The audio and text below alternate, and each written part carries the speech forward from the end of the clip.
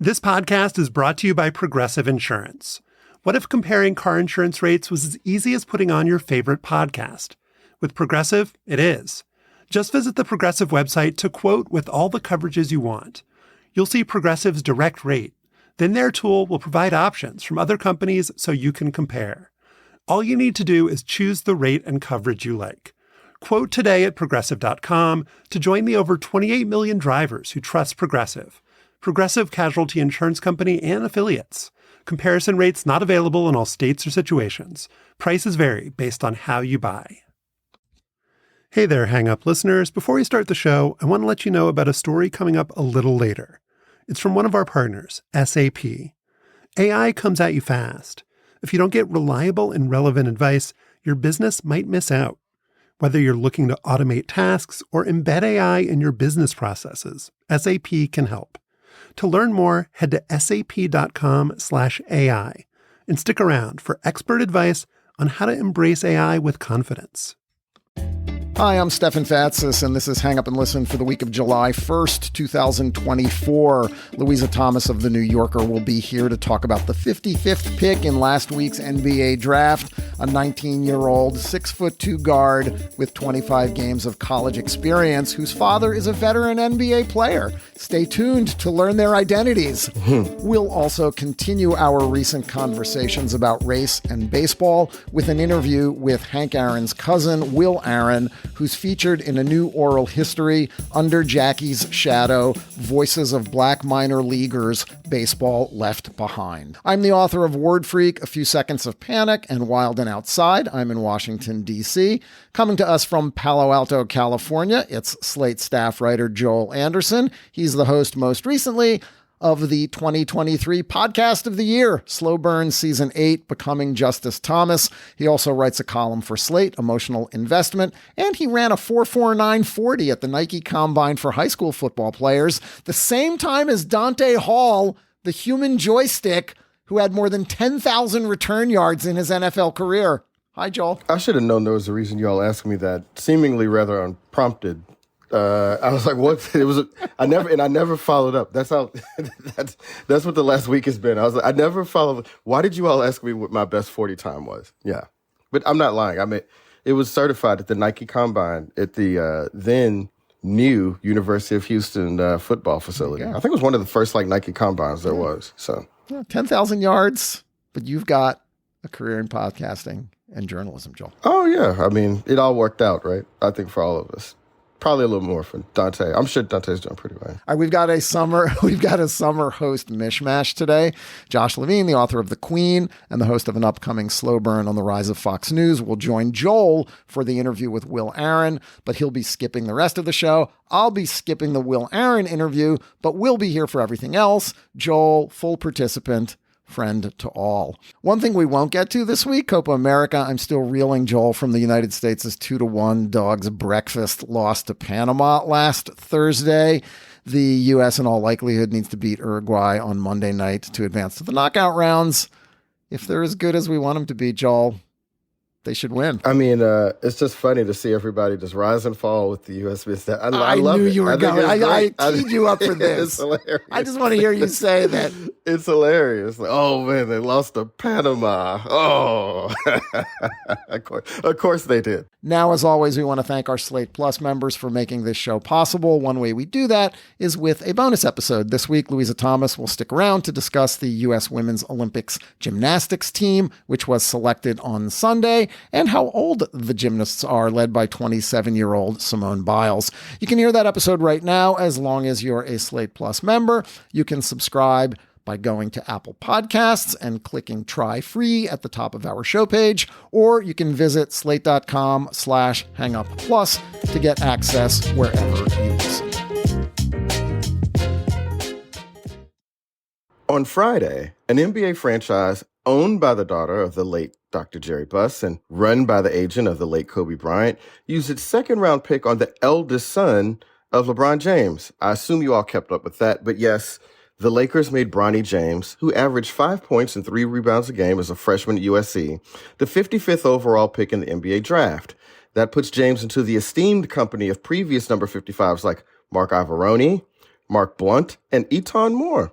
not bad. In last season's number 55 pick, Isaiah Wong scored 2 points total in his rookie season for the Indiana Pacers. It's also worth noting that no 55th pick has ever been an NBA All-Star, an All-NBA player, an All-Rookie Team player, or even an all-defensive team pick. Few people seem to think that will change with Bronny, and that's why we've brought on our old friend, Louisa Thomas, a staff writer with The New Yorker and the author of 3 books, including Louisa, The Extraordinary Life of Mrs. Adams. Louisa, friend, as always, thanks for joining us. Always happy to be here. So you wrote this last week before the draft. If he were not the son of LeBron, he might have gone back to college for another year or two, or transferred to a school where he would have had more opportunities to shoot and work on his ball handling. Instead, he entered the draft. So, in short, it seems as if the primary debate here is if drafting Bronny was a defensible decision by the Lakers. What do you think? In the context of all the other indefensible decisions the Lakers have made in recent years, well, yes, it's totally defensible. I'm sure the Lakers would like to win a championship, but they've made many moves recently that seem better aimed at placating their biggest star, LeBron James, or doing what they still do very successfully, which is dominating the conversation around the NBA and making people care about them. So in that context, let's not forget they just engaged in a very weird coaching search that ended with the hiring of LeBron James's podcast partner, that they recently thought that Russell Westbrook was the answer to all their troubles. I think that the 55th pick, as you said, is not hugely important in the long-term, fortunes of the team. I think that Bronny is good business. LeBron is very good business. Is it a serious pick on its own merits? Absolutely not. It's a pick based on nepotism, but it's funny because I actually think it's kind of a, it's both a funny story and sort of a sad story and a very kind of normal human story. Yeah, the sad story part is this good for Bronny James? Joel, you pointed out on Twitter, he could have stayed in school, made more money from NIL, and gotten better at playing basketball, as opposed to taking road trips with his dad and not playing very much in all likelihood. And that to me feels like the unanswered part here. This is all about LeBron. This doesn't feel like it's about the guy who got drafted. Right. And I'm sort of inclined here, and I'm going to start out this way and I'm going to end it another. So just roll with me for a second. So I'm inclined to give the Lakers the benefit of the doubt because the 55th pick, they're so rarely contributors that it barely matters. And so betting on the son of maybe the best player ever seems like a good idea, right? And if you read, Tom Haberstroh the other week wrote about how one of the more undervalued commodities in NBA basketball are the children of NBA players, right? They always tend to be underdrafted relative to their actual value later as an NBA player. So I could see them, making a bet on that. And also, the Lakers aren't selling championship basketball anymore, right? They're not selling that we're going to contend for the title. In a crowded entertainment market, it's possible that Bronny is more valuable as an asset than a player. So I don't know, with the calculations going to the decision-making process, but we know in the NBA for years that there have always been the good white bench player, right? The guy that's sort of a hometown favorite, right? Or, how many of us think Udonis Haslem was an NBA level player, for the last 3 or 4 years? But he was on the bench and he took up a roster spot. So it makes sense to cater to the best player on the roster. And this is one of the ways you do that. It doesn't feel like relinquishing an embarrassing amount of control, Louisa. And it's just if this will keep Bron happy, it keeps him engaged with the Lakers. Why wouldn't you do that? It's something the Bucks keep Thanasis Antetokounmpo around, I assume, not because of his basketball skill, but because Giannis likes having him around, right? This pick totally made sense. I would have been shocked if they hadn't done it. It is very defensible. I think that Stefan is right to say that the sort of only unanswered question here is how does it affect Bronny James? And he is, despite being at the center of this, is a really kind of a cipher. We haven't heard a lot from him directly. We have seen a lot of him, but mostly those images have been taken by cameras that are controlled by LeBron James' production company or on social media that is, I'm sure, very well kind of monitored by LeBron James's, social team. LeBron James, after his son was drafted, he posted a Nike ad about it. And it's kind of, on the one hand, it's sort of sad and seems sort of inhuman. On the other hand, this is the only world that Bronny has ever known. You know, I mean, it's not like this is something that he's been thrust into a world that is foreign to him and that this somehow is going to be destabilizing. You know, Joel's tweet made me think the one thing that Bronny could have done, he talks about making his own name and cutting his own path. The only way he actually could have done that was having a real college experience. That's something that his dad never had. You know, Bronny could have gone to college and been a college student, and that would have been what he could have done that his father never did. And that would have been a real accomplishment, actually, I think, like getting a college degree, playing college sports, like that would have been new. That would have been different. But it does seem like that was never something that was like fully available to him. And that's the part that does seem sad. On the other hand, you know, I wrote the piece this weekend, as you mentioned, before the draft. And I started it expecting to write a sort of snarky piece that was very sympathetic to Bronny, but also kind of a little more cutting than it ended up being, because I actually ended up being more sympathetic to LeBron than I'd imagined as I thought through this. And maybe that's, you know, before we started recording, we were all talking about being parents. You want certain things for your kids, and what you want for your kids tends to be what you had for and what you love for yourself, you know, and that's what you can imagine. And that's where you are familiar with success and you want to participate in your kids' success. We want to share these parts of our lives that we love with our kids. And I think inevitably we guide them in that direction. And as I was writing this piece and thinking about this piece, I became more sympathetic with that kind of impulse that LeBron clearly has. Yes. No, I'm super sympathetic to it. I mean, look, LeBron gets to spend the last couple of years, 2, 3, whatever it ends up being, years of his career with his kid every day. I mean, most kids are ready to sort of fledge when they're 19 or 20 or 21 and go to college and be independent and carve out their own path, as Bronny said he wants to. On the other hand, your dad is LeBron freaking James. I mean, he is a billionaire. He is one of the most famous athletes of all time. He is someone who has cleared a path for you to do what you love doing. He has also, by all accounts, been a good dad. He has not been a jerk jock father. It doesn't seem like he has pressured his kids or overcoached them or been demanding or standing on the sidelines screaming at them. LeBron seems like a good guy as a father.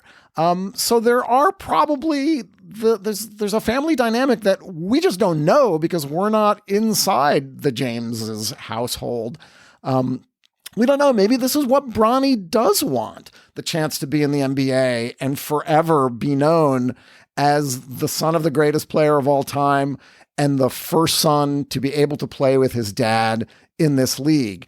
And if, you know, we don't know whether Bronny's going to turn out to be a serviceable NBA player or not, Joel, but if he doesn't and LeBron retires in a couple years and Bronny goes and plays in Europe or hangs on for a couple more years, he will at least have had this, which he may not have had if he stayed at USC for a couple of years and his dad retires. One thing that's also different is that LeBron James has been a professional athlete, a professional basketball player for the entirety of Bronny James's life, right? Yeah. So, which means that he played an 82 game plus playoffs, you know, for essentially his entire career.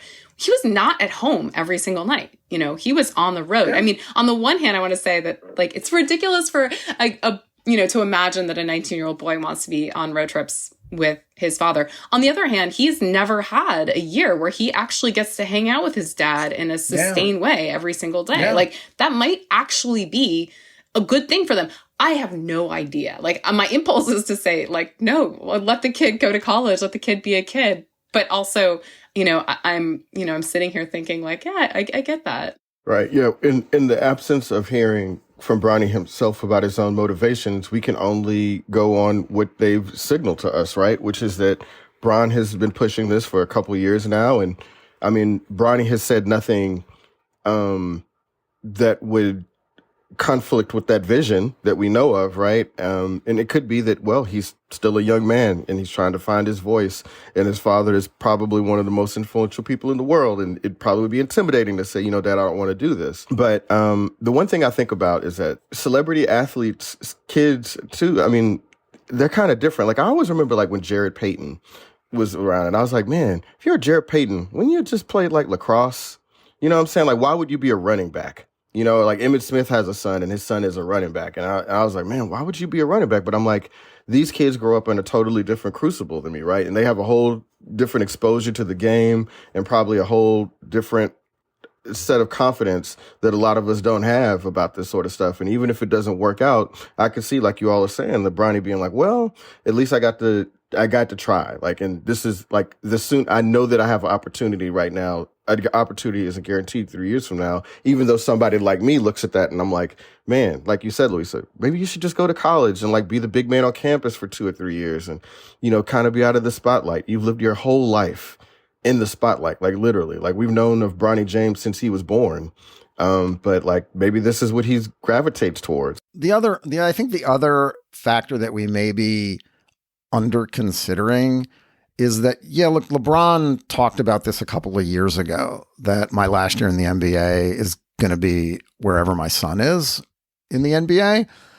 His son basically had a heart attack last year, and they discovered a congenital heart issue. He couldn't play for 5 months. He was able to return and be part of the USC team. As a parent, the terror that LeBron and his family must have gone through is off the charts. What parent wouldn't want to spend as much time as possible? And when you're in a powerful position like LeBron is, and he could orchestrate this, which is what his agent Rich Paul did, and the Lakers front office effectively did, telling other teams, like, if you pick Bronny before the Lakers at 55, he's going to go to Australia. Interesting that they didn't say he's going to go back to USC, but that motivation also had to be real. And then there's the question, Louisa, and I think we can end here, is this the right thing for Bronny athletically? Bill Rhoden wrote a piece in Anscape comparing how LeBron has handled Bronny versus how Deion Sanders has handled Shedeur and his brother. And Rhoden's argument is that, yeah, football's different, but the primary motivating factor for Deion was letting him grow and become a better football player, first at an HBCU and then at Colorado and eventually in the NFL. Whereas with James, he really hasn't had that marinating time, that growth period.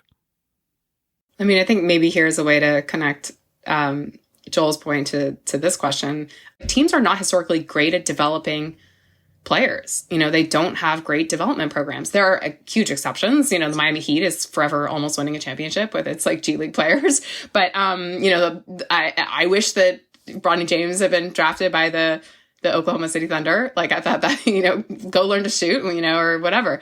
But I think that there is an opportunity for a lot of teams, and maybe this is actually like a kind of like a real kind of, the teams that figure this out have a real competitive advantage to develop their own talent, you know, that they get at the end of the draft. Teach them to shoot, you know, teach them to be great defenders, teach them, you know, and I actually think that there's a real kind of economic incentive, financial incentive. There's a moral imperative, you know, to bring out the best in your own people.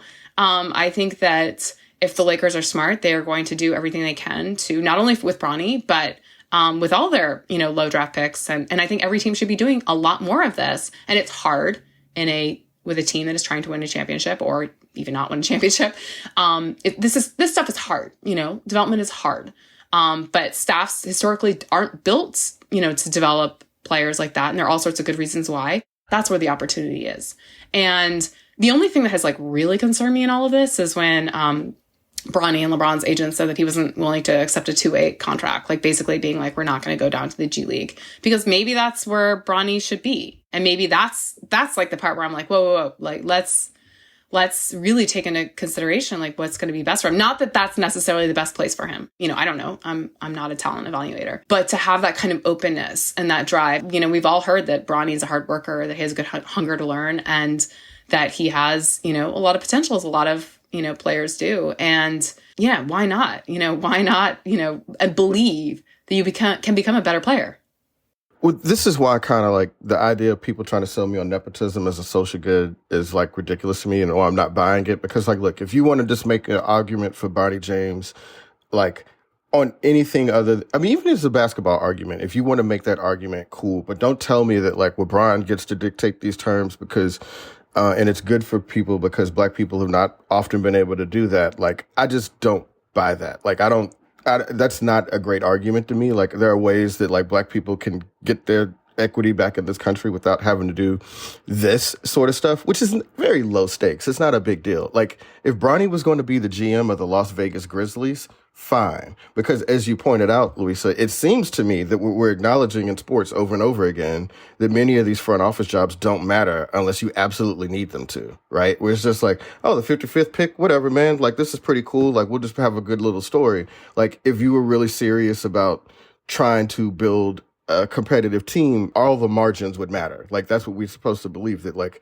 they're working as hard as they can, doing everything they can to squeeze out every little advantage. But obviously that's not the case. And it starts in the front office. So if Bronny was going to be that, fine. But there's only so many spots in the NBA, and the margins between the 12th best player on the Hawks and the best player in the EuroLeague, who's to say? It's not very great. So it just seems wrong to me to use any other criteria than talent and value.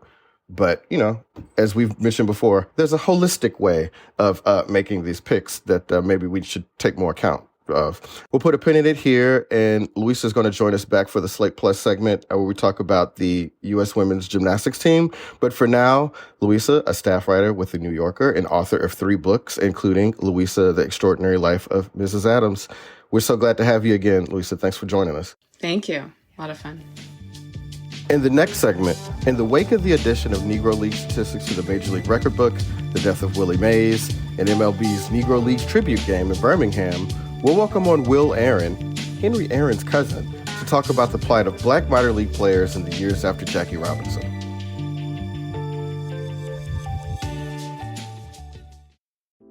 If there's one thing sports fans love as much as watching games, it's talking about them, especially the stats.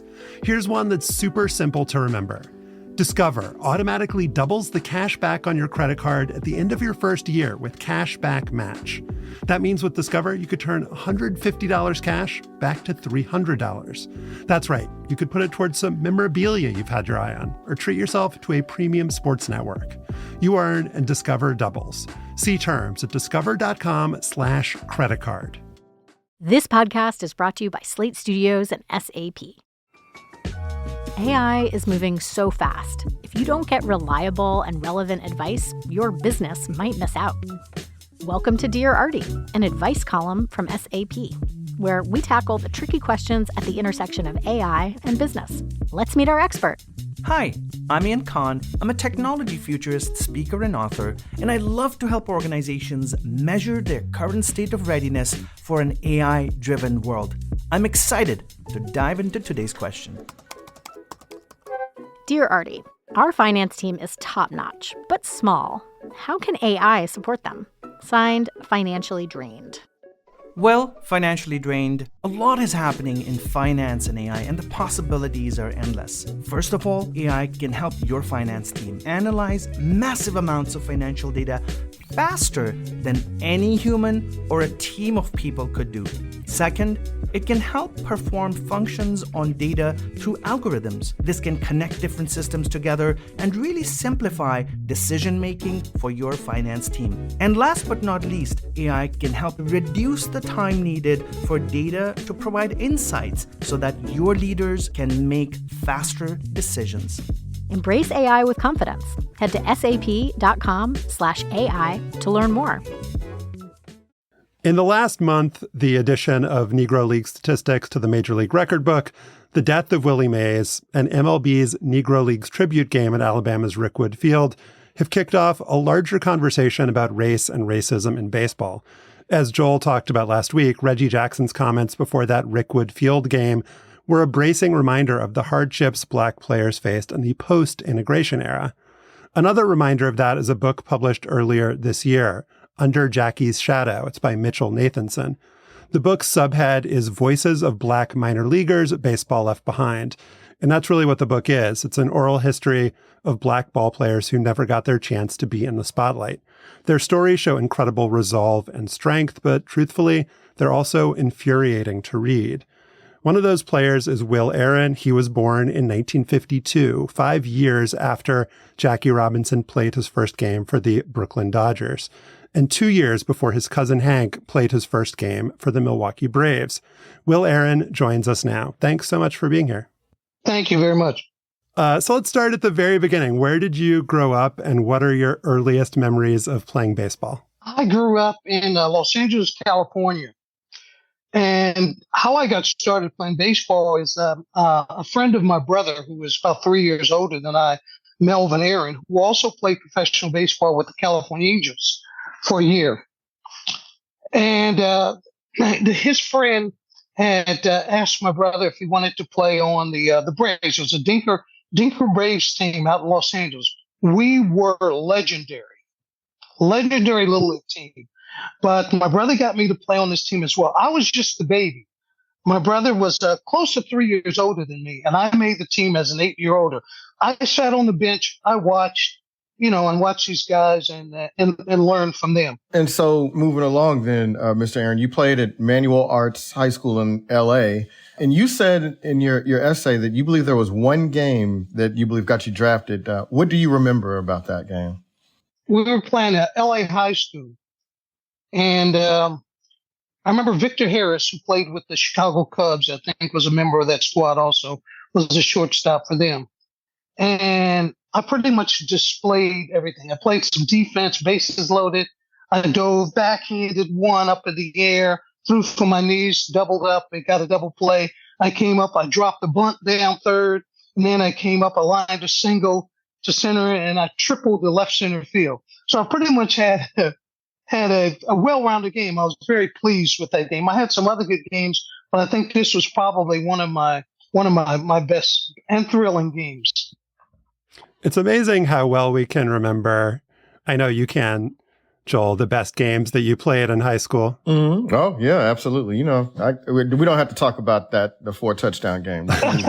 So, real quick before we move on then here, Mr. Aaron, and I was doing some research on LA for a series a couple of years ago, and I was actually kind of shocked about the lineage of Black baseball players there in LA. It has a real, sort of underrated baseball tradition. It kind of reminds me of Tampa a little bit, where it's just I did not know that all these Black ball players were out of LA. There are a number of good Black ball players, I think, around the country. And I think Joe Morgan had mentioned something like this. He had played professional baseball, and he was saying that there were a number of players up near Oakland, I think, where he grew up. I can say the same thing for the athletes out of the Los Angeles area. And I often came back, and I mentioned to them, look, God, you can play Major League Baseball. You can play professional baseball.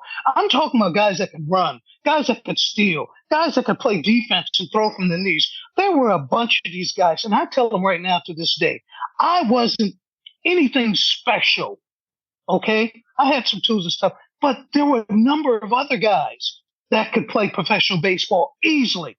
There was a shortstop at Washington High School. I remember Steve Green, a second baseman there, unreal. But there were just a plethora of Black ball players, and that's one of the things I wanted to address. Just the injustice. They're always saying that this player, he can't do this, or he has to do everything 100%. But I'm talking about guys that can run, that can steal, that can swing the stick, that could have easily played in the big leagues. So you played shortstop, and you got drafted by the Cardinals out of high school, but you chose to go to LA Valley College instead of turning pro immediately. Then you got taken by the Orioles in the 1971 draft. Was that an exciting moment for you? And do you remember how much you got paid as a signing bonus? Oh, it was absolutely peanuts. But let me say this. I do remember the moment I got drafted. I remember I'd spoken with Ray Pointvent. I'd spoken with him at his house, and he said he had planned to draft me. I didn't know where I was going or anything, but I played on the Orioles scout team. And I know I was having a pretty good year with them, but I led the team in hitting. I played with Doug DeCinces. There were a number of professionals on that team that played, and Richie Coggins. But I led the team. I led the team in hitting, I think, and this is what induced him to draft me.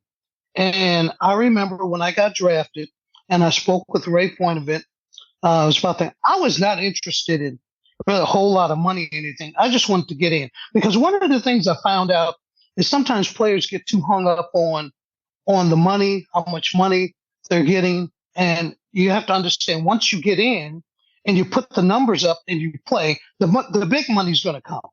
Okay. So the bonus money, unless you're big time, number one, I wasn't really interested. I just wanted an opportunity to play, but I think I got something like $7,000 or $8,000. Not long after that, Mr. Aaron, your first minor league stop was in Bluefield, West Virginia. You mentioned that there was a black player there named Leon Corbin, who you described as your protector. What was that relationship like with Mr. Corbin? Oh, my relationship.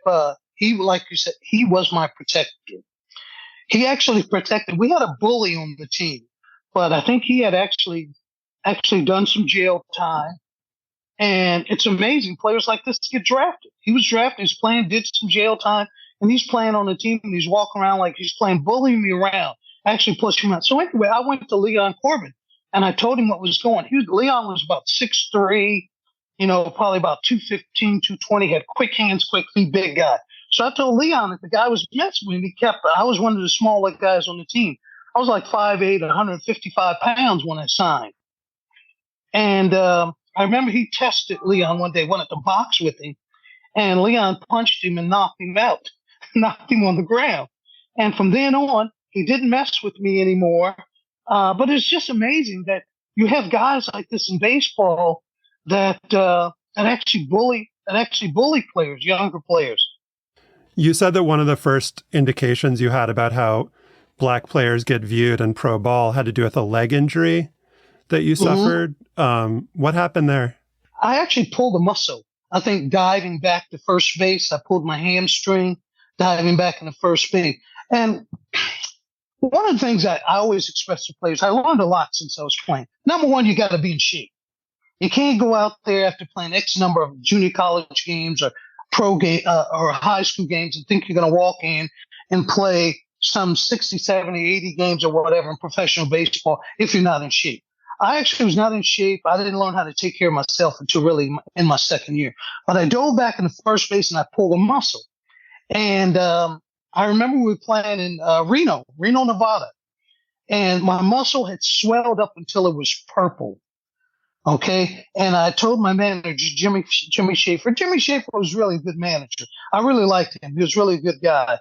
But I just don't think that he was aware of how bad my leg was really hurt. But I told him that my leg was really bothering me and I could barely walk on it. So he told me he wanted me to go out and play second base. And I said, oh, forget it. Okay. I went out and played second. I ended up turning a double play. I don't know how I turned it. I just got it a quick flip and flipped it on the first base, turned a double play. We won the game. But anyway, we were in the shower and he looked at my leg and he was astounded. Oh my goodness. Like, why didn't you? I said, I tried to tell you. My left thigh was actually purple. And Mr. Aaron, just to kind of to flesh out a little bit, I mean, to connect it to like how black players got viewed, was it the idea then, or did you feel that, white managers, white front office types thought that black players were doing whatever they could to just get out of playing, or that they were, like dogging it or being lazy, or did you just, or did you think something else was going on there? Well, I think that number one, it's important that, black players, they want to play. They want to play. They want to get in the lineup.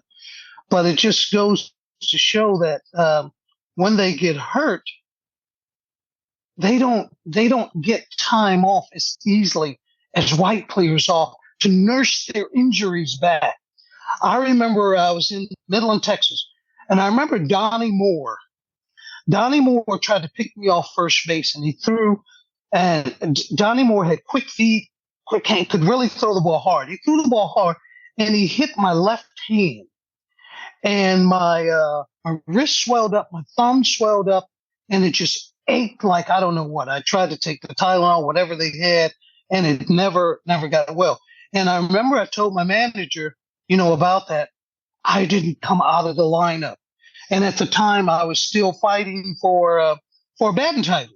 I was one of the top hitters in the league, probably the top 1, 2, 3 hitters in the league. but I didn't get any time off. I didn't get any time to rest my hand. I wrapped it up, as said, I was ready to go, and still managed to kind of do well because basically of how I hit.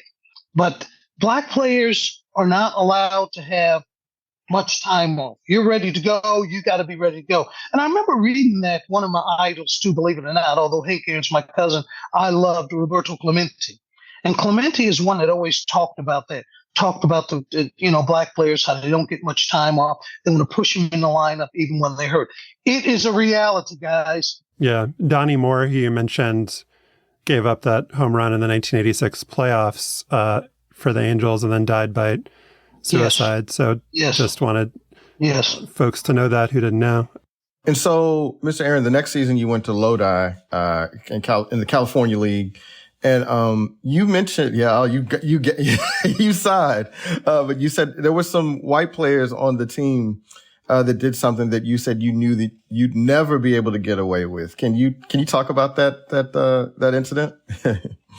Yeah, it's truly amazing, and this is how things are so different between black ball players and white ball players.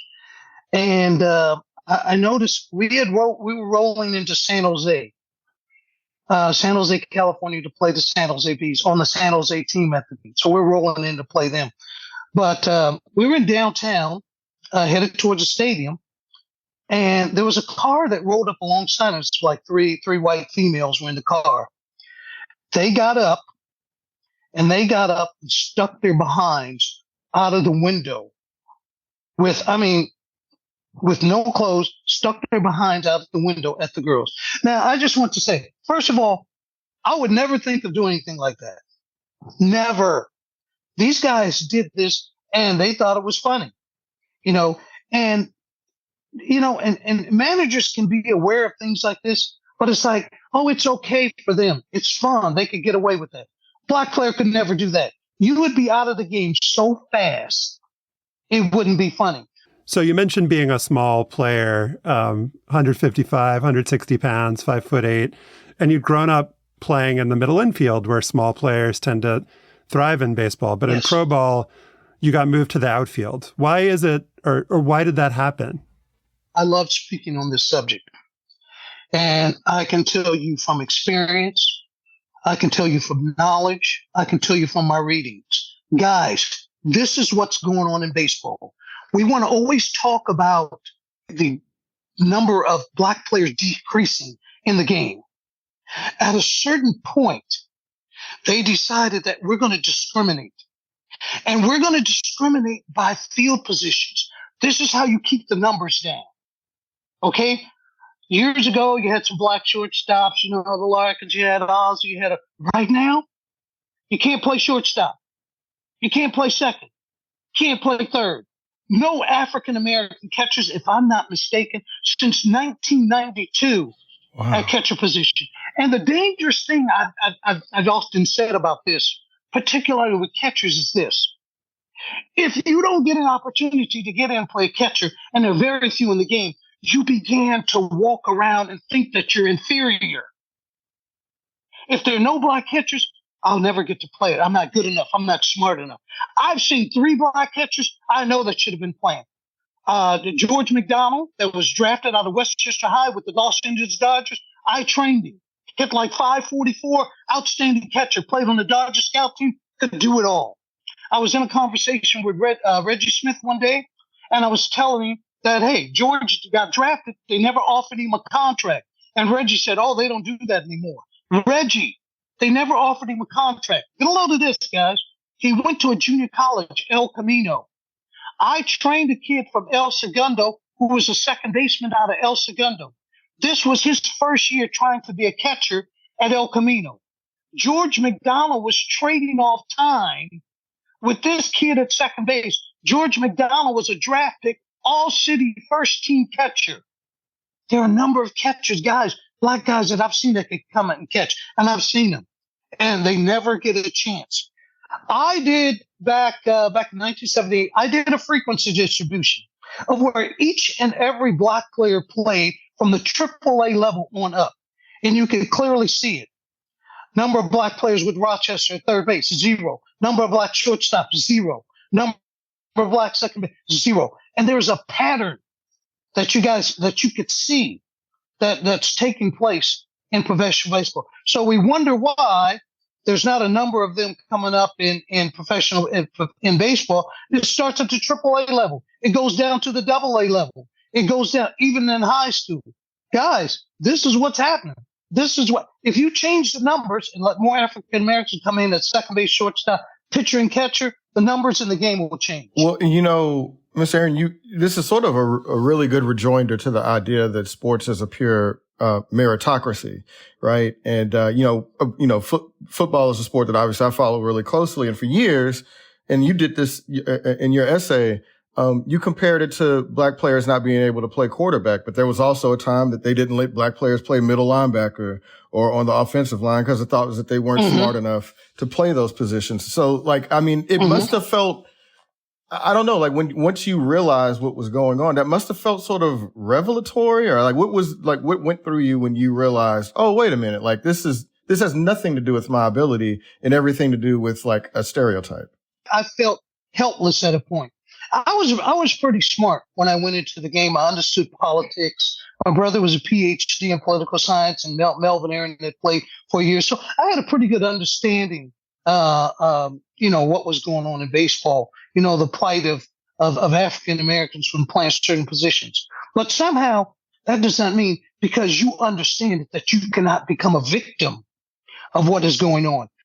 Orioles traded me because I wanted a chance to play second base. So I got a chance. I went over to Cleveland Indians. And when I was with the Cleveland Indians, it was like, wow, dumped into the outfield. So I said, maybe I could blast my way out of this by swinging the bat. So I hit 330, finished second or third in the league in hitting, led the league in triples, and did all this. But believe it or not, after that, they send me to A-ball in San Jose so that I can get some playing time after hitting going 300. But it comes a point where you understand year after year, people tell you, keep hitting the ball, you'll get there. And you understand, I'm trapped. I can't get out of this. This is how they really do it. One of the things I wanted to ask you about was that in 1975, Frank Robinson became the first black manager in Major League Baseball history for Cleveland, which was the parent club of your minor league team. And then the next year in 76, you went to talk to him. What did you say to him? What did you say to him, and what did he say to you?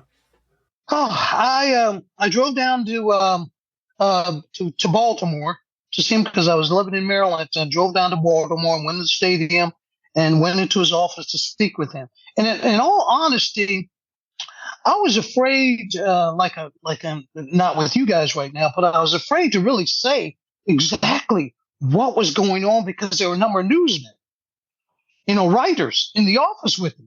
But I went to Frank and I told him, I says, hey, man, I didn't get the call up. I told him that I just hit 300, one of the top hitters in the league. I had 30-some stolen bases, 34 second in the league. And he said, you did what? I said, yeah. He said, well, they never even sent me your stats on how you did. And I was looking for a leadoff hitter. Frank told me in front of the writers, I never will forget this. He said, you asked Bob Quinn why he didn't, call you up or something. And he said, you get the hell out of this organization because they're racist. When Frank Robinson told me that, I knew I wasn't going to re-sign with Cleveland. And as a matter of fact, guys, the reason why I never got a chance to play again in professional baseball is because I refused to sign my contract. I refused to sign and come back to Cleveland. And I think that's what did me in. They blackballed me because I didn't sign and come back. And they were telling me I had to come back. I didn't come back. And I told Bob Quinn I wasn't coming back to Cleveland. ABC had just did a special on me in Shreveport, Louisiana, like the other Aaron's going to be called up. And I told him, I said, hey, I don't know. I contacted Rosie Gilhousen, who had seen myself play and had seen my brother play at UC Santa Barbara. And I contacted Rosie. Rosie said, well, send me the info. I sent him the stuff. Rosie Gilhousen got back with me. He said, Jesus Christ, Will, what did you do over there? Beat somebody up? He said, they got the word out on you. That was the first time I found out officially that I was blackballed. And he told me, they got the word out on you. When I didn't sign and come back, that was it. Guys, I left and went to Venezuela and played. I was the most valuable player, hit 339, led the summer league in 5 offensive categories, set a record with 5 stolen bases, played winter ball down there with the big leaguers, finished second in the league, hit 349. I stole 3 out of 4 bases one game, and Dave Concepcion says to me, he says, man, what effing team do you play for? I said, yeah, I was with Cleveland, man. Long story, I'm telling you, I'm just not being. And after I got through talking to him, he said, yeah. He said, yeah, they do that, SH. Yeah, they do that. And Mr. Aaron, so all this is happening, and you're like just 24 years old. Because this is an interesting part, and I actually would also like to ask you about your relationship with your cousin. But when you could not get any team to sign you, you called your cousin Hank Aaron, right, for help. What happened? Well, I'm not going to pull any punches. At the time, there was a lot of pressure on Hank. At the time, he was going for the record, trying to break Babe Ruth's home record and stuff. You had Jesse Jackson and a number of them pushing him to speak out against the injustices that were taking on him. And let me tell you, Hank was just not that kind of guy, really, that would stand up. That would really stand up and talk about the discrimination in baseball. And sometimes, truthfully, it's just a lot of fright. It's just fright. They're just scared. But I think at the point of where he was in his career, let me tell you something. If the star players are not standing up, if the Mookie Betts and the star players are not talking right now, ain't nothing going to be done. I went to Hank Aaron. I called him in a game before the Milwaukee Brewers were playing. I called him at the stadium. And I spoke with him. I told him what I had just done. I finished over 300, and I did this. And he said, you did what? You hit 300? He said, man, on the strength of you hitting 300, he said, you should be in the big leagues just on the strength of that. I said, well, that's what I did. Are you denying I did that? So he said, look, he said, call me back in about 5-10 minutes. This is right before ball game. I said, all right. I called him back, and Mr. Aaron is in a meeting. I called him back again. Mr. Aaron is still in the meeting. I called him back the third time. He was in a meeting. I said, look, tell him that his cousin called. This is his telephone. This is the telephone number, and he can reach me at this number. And let me tell you guys, to this day, he has not notified me. I mean, the part of the story that affected me the most was reading that all these years later, and you didn't, after you were 24, you didn't play an affiliated pro baseball again, that all these years later, you still have nightmares about baseball. Oh, absolutely. Guys, I don't think you know this part about me, but as a result of not making it, I have a determination in me. It's a quiet fire where I learned I'm going to succeed. You're not going to stop me. I'm going to succeed. In my third year, let me just mention this. I ran into Orlando Gonzalez. Orlando Gonzalez was the high draft pick for the Cleveland Indians at the time, I think in 1975. And he bumped into me, and we used to room together, played at the University of Miami, led the nation in stolen bases. Orlando told me one day, he says, Will, if I had your speed, I'd be leading the league in stolen bases. And it was at that point, gentlemen, where I said, why am I not leading the league in stolen bases? Here's a guy that led the nation in stolen bases, and he's telling me, you ain't getting the most out of your talent. At that moment, I became a student of the game. I began to understand. I began to study base running, how to come out of the batter's box slow, how to take the peak, how to get down the line, hit the front part of his bag. Which way do you turn to come back? Turn back and come back to the inside. Which way is the wind blowing? Where's my infielders? Where's my outfield? How many outs it is? Anybody on base? I began to study. Take the walking lead from second. Take the walking lead from third. Jam, turn, come back, take the peak at the catch. I learned to do all this. Learn pitcher's moves, right hand, head, shoulder, body lean, foot, heel. Is he leaning? Left-handers, eyes, head, leg up, knee behind the rubber. You guys, I keep telling guys, you cannot go to the next level if you do not become a student of the game. These guys are too good. And after I studied the game, I studied hitting. I studied the Carus. I studied the George Bretts. I studied the Sadahara O's for hours standing in the mirror with his load.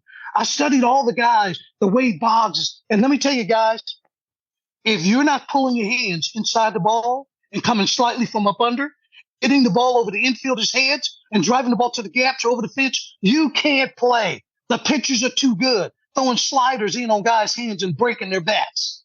I understood all of this at 24. I knew what I was doing with the bat. I remember Sutcliffe used to try to throw the slider in on my hands. Nope, not today, Suddy. Hands inside, line right back up the middle.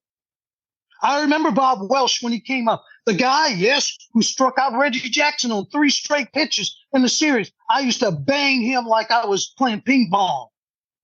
Hit him harder than anybody. You know, I don't know how familiar you are with the work of Ralph Wiley, Mr. Aaron, but, you know, he's a longtime writer at Sports Illustrated and was a columnist at the Oakland Tribune once upon a time. And he wrote this essay, and it was called Why Black People Don't Often Go to Baseball Games. This is from like 1991. And he talked about how the Reds treated Eric Davis after the World Series victory over the Oakland A's. And for people that don't remember this, Eric Davis had this great catch where he lays out in the outfield, catches a ball, and essentially ruptures his kidney. And the Reds won the World Series in a sweep. They go home and they leave Eric Davis behind. And they made Eric Davis pay for his way home, right? Eric Davis of Fremont High School in Los Angeles to connect back to our first Q&A. Right. But go ahead. Yeah, I know. Eric. Okay, so Ralph Wiley wrote this. This is kind of the circle back here. He says, you can imagine what it must be like then for a more ordinary black baseball player in the minor leagues if this is what happens in the bigs. And a reminder that former Reds owner Marge Schott once called Eric Davis and Dave Parker her, quote, $1 million niggers. So I'm rounding all that up to ask you. So why do you think there's so little interest in the game? I mean, because that addresses the players, but how do you think that has ended up affecting black fans' interest in the game? Well, first of all, people think that blacks aren't playing the game. They're playing the game. They're playing all the schools around here. They're playing Little League. They're doing this. We're playing the game. What's happening is there is a lack of opportunity. There's a lack of opportunity. You have certain blacks that are playing high school baseball, but once you move on and get into the college ranks, there is a decrease. And I like to say, I'm kind of proud of the way baseball has moved in this direction, because I had meant to call him. I got his number and everything. The coach from the University of Michigan. A few years ago, he was in the championship game against Vanderbilt. He had like 4 or 5 starting African Americans on the field. And I tip my hat for him for doing that. But what I'm trying to say is that blacks are not still given the opportunity to move on since high school. It's always, I got a black pitcher that played for me a couple of years ago. He's at Cal Dominguez right now. Strong arm, picking off guys at first base. And I told him, I said, man, you're going to have to really be working. You have to be good. And then I said, it's going to have to be luck. Just can't get the opportunity to catch. So when you have a decline in the number of African Americans playing shortstop, second base, pitcher, catcher, okay, and then they aren't playing really in college, who wants to come out to a game and don't want to watch any African Americans? And you're telling me we can't play the game? The Negro leagues were flooded. The Willie Devil Wells, all these black guys out there, the Joshes, the Satchel. And I had a chance to meet Satchel Paige. I talked to him after my 76th season. I told him what was going on and what a thrill it was to meet and talk. That guy, man, I have nothing but respect for. I told him what was going on and what was happening with me. And I gave him a copy of my baseball case history. You know, what was going on, depicting exactly what was happening in baseball. And he was really ticked off. He said the next time he got a chance to talk about it, he was going to talk about it. Well, there was a big dinner that he attended. And he stood up and he talked about it. He said he had proof that that baseball was keeping young black ball players out of the game. And you know what the response was? Oh, Satchel, come on, sit down. Oh, come on, sit down. Like, yeah, come on. In other words, what baseball likes for you to do, take yours and be quiet. Get yours and be quiet, Gabe Winfield. Take yours and be quiet, Mookie. Lyman, take yours and be quiet.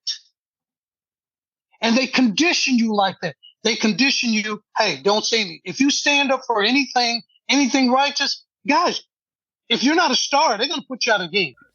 So my last question for you, and it's great that you aren't being quiet that you are speaking your mind, and you've had a great career in coaching, as you described, and you've, kept your hand in baseball. Like after this happened, didn't quit the game. But, the reality of all these stories in this book is that these are players, these are men like yourself who never played in the major leagues. And all these years later, just how does that sit with you, just knowing that you never got that chance? Oh, let me tell you, it's something that's still with me to this day, guys. I'm a realist. I would tell you guys frankly, hey, look, I had aspirations of playing big league ball. I just wasn't good enough. I couldn't hit. I was a 250 hitter. You can't tell me that. I put numbers up. I put with guys that's in the Hall of Fame. I saw George Brett hit 232, and he's in the big leagues right now. Played against him, 232 in the Cal League. So I'm real about whether I could have played or not. And I think it's affected to me to the point, and I've tried to kind of like, hey, set it aside. I try to channel a lot of my emotions into That's why I try to teach kids to be winners. Guys, you got to have a passion for this. You got to know what you got to do. You can't be messing around in practices over and over and over. You got to want to do this. You got to work. It's hard work. You got to want to be the best. I'm not teaching you to be regular. If you incorporate these things, you can do it. So I understand, and it's affected me to the point where I had nightmares, if you want to call them nightmares. Can you imagine me with a uniform and I'm running to catch a train going down the track? The train that just rolls away from me. Or you're running in quicksand. Or I got a baseball game and I got to go get my uniform out of the cleaners. The cleaners is closed.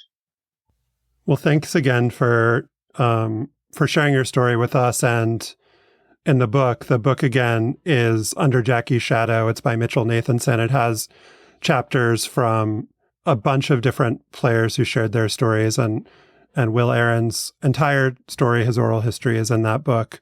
So everybody should check that out. And Mr. Aaron, just thank you so much for taking the time to be with us today. Thank you, guys. Much respect to you.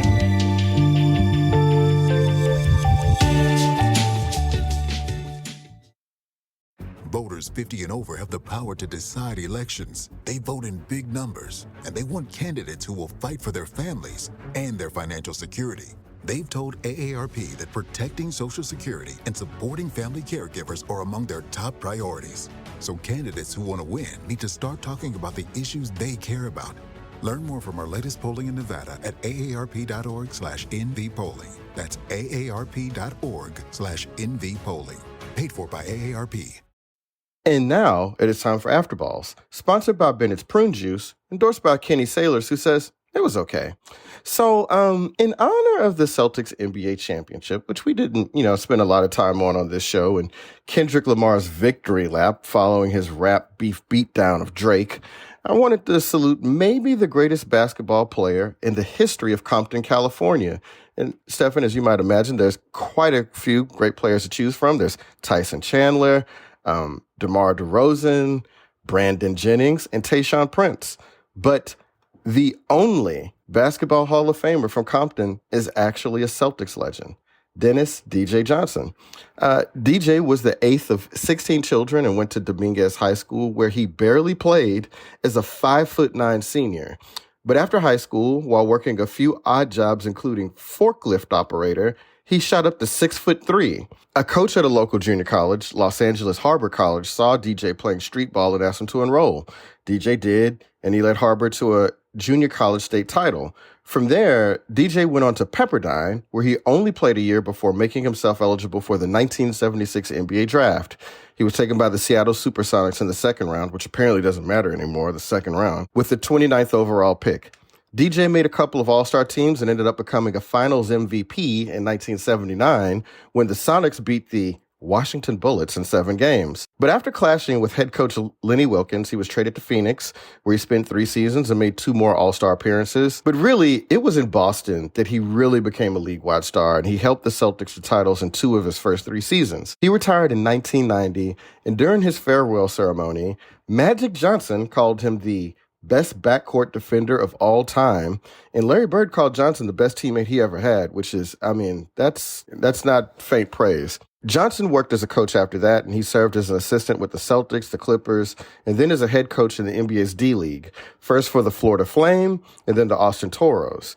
And it was while working in Austin in 2007 that Johnson died of a heart attack. He was only 52, so he'd be 69 years old today. But DJ's not forgotten. In fact, in a recent Boston.com article, the writer Chad Finn called DJ a combination of the Celtics' modern-day championship backcourt of Derek White and Drew Holiday. So that's, once again, not very faint praise. So, Stefan, what is your Dennis DJ Johnson?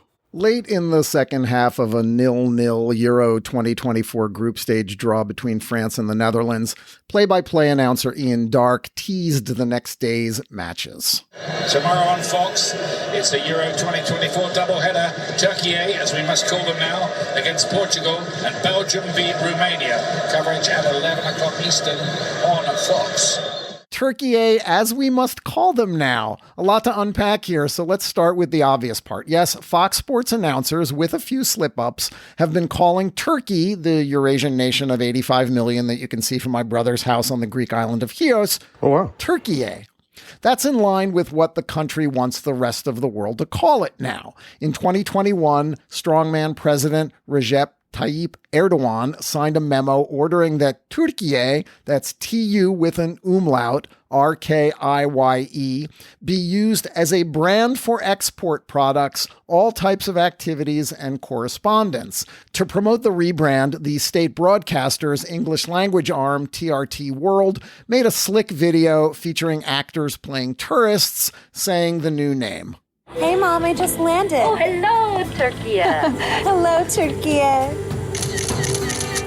And the Turkish government also formally asked the United Nations to adopt the name change, which the UN did. Finally, last year, the U.S. State Department said that at the request of its NATO ally, it had adopted the new spelling for official communications, though it said the pronunciation wouldn't change, which seems weird, or maybe just a practical way to avoid an international incident when a president stumbles over the name. There seem to be a couple of explanations for the change. One is that the country wanted to stop being called the same name as the North American bird that I don't eat on Thanksgiving because it's terrible, and also that per Merriam-Webster's definition means a stupid, foolish, or inept person.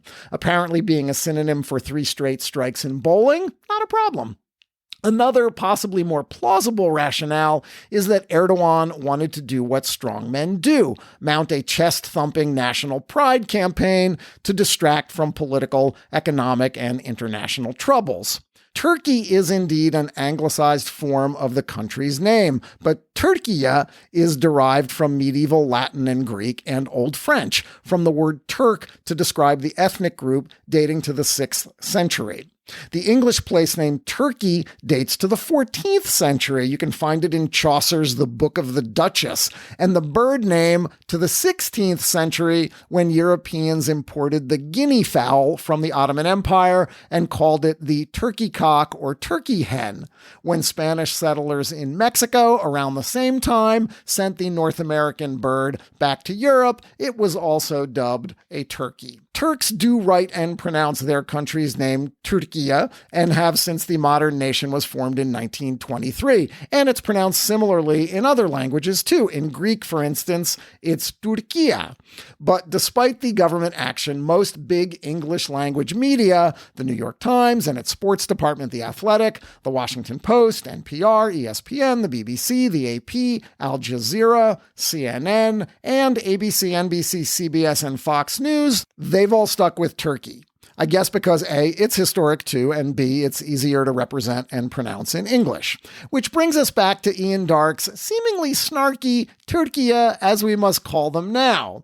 Unlike the news side, Fox Sports is using Türkiye on all of its platforms for the Euros because, as Darke implied, it has agreed or been required to do so. By whom? Well, when dealing with the big international sportocrat organizations, broadcasters surrender their journalistic geographic independence on the dotted line. So if UEFA, European football's governing body, which organizes the Euros, agrees to the government's request to call the country Türkiye, then Türkiye it shall be. Same for the IOC's Olympics later this summer. NBCSports.com recently began using Türkiye too. And maybe, despite Erdogan's repressive regime, this is actually fine. Countries change their names all the time to throw off the cloak of colonialism or occupation, to embrace local ethnic heritage or linguistic custom. Look no further than Türkiye's final group stage game. With a spot in the knockout rounds on the line, the Crescent Stars faced Czechia, which recently changed its name from the Czech Republic. Türkiye won 2-1 in an absolute shit show that included 18 yellow cards, 2 red cards, and a winning goal in the 94th minute. Heartbreak for Czechia, but delight for Türkiye. That was Fox Sports' Darren Fletcher, calling it as he must now. Almost 3 million Turkish immigrants live in Germany. So for Türkiye, the Euros have been like a home tournament. Up next is Austria in the round of 16 on Tuesday. A win would set up a quarterfinal date with the Netherlands, which in 2020 decided it didn't want to be called Holland anymore. Or Romania, which hasn't changed names since it was formed by the merger of Wallachia and Moldavia in 1862. Wow. Well, if you want to be called Türkiye, then I'm going to call you Türkiye.